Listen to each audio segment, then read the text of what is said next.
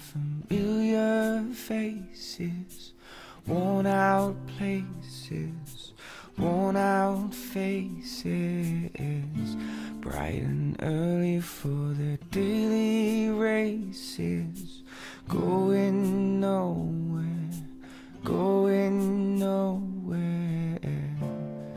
The tears are filling up their glasses, no expression, no expression.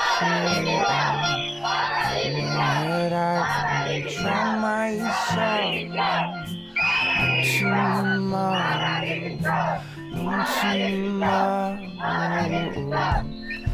kinda funny, find it kinda sad. The dreams you reach and die, but Llevamos the best 8 años of de it. lucha, no se nos atiende, hemos hecho todo lo que hemos podido y la consellera una vez más barre a su pueblo, a Torrente. Pues es un cole que está en barracones y no contentos con eso, este próximo curso pretenden cerrarnos líneas de entrada de 3 años, con lo que afecta a todos los hermanos que están por entrar. No, está muy bien que construyan colegios y que haya colegios nuevos y que lo inauguren, pero nosotros llevamos pidiendo un colegio ya 8 años y no lo construyen. Y porque la consellera es de aquí, de esta localidad de Torrente, la han construido en 1 año. Nosotros queremos que nos construyan el colegio, que no desaparezca el colegio, que no nos quiten líneas educativas, porque eso supone la destrucción total del colegio. Y nada, queremos saber también dónde está el dinero que Europa ha dado para construir esos colegios. No nos los construyen. La sensación es buena porque han hecho un colegio, nos gusta que hagan colegios, pero ¿dónde está el nuestro? ¿Sabes?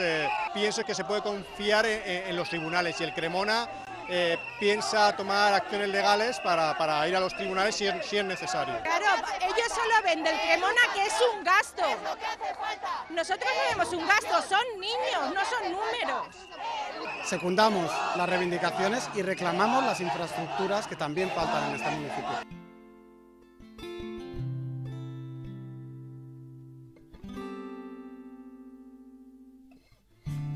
All around me are familiar faces, worn out places, worn out faces, bright and early for their daily races, going nowhere.